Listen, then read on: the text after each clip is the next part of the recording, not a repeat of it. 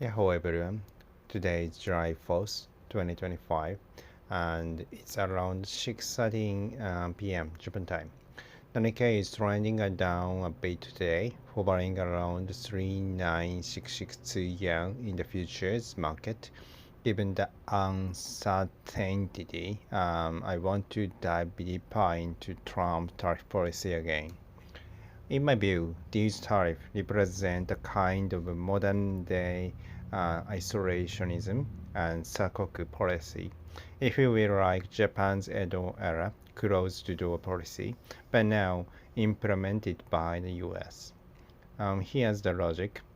Under globalization, manufacturing in place like China and exporting to the US made sense for cost efficiency. But now, with AI becoming the engine of economic growth, electricity is becoming a critical asset. When the US imports a product, the producing country consumes energy during the manufacturing. But once the product arrives in the US, there's more energy used transportation, storage, and consumer use. This is what I call indirect electricity consumption. Energy consumed not in production, but in post-import activities. Trump wants to reduce this. In his logic, importing goods waste domestic energy that could be used for AI infrastructure. That's his core economic argument, I believe. I believe.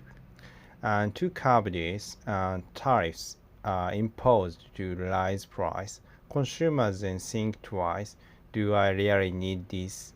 The result is selective consumption.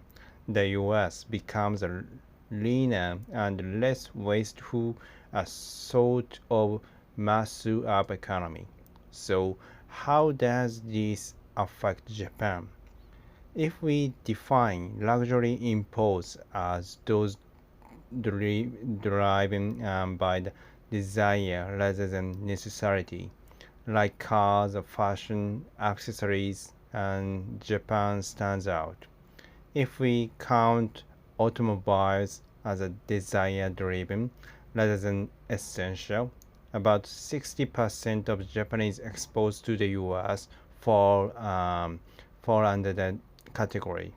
That's almost as high as China or Mexico.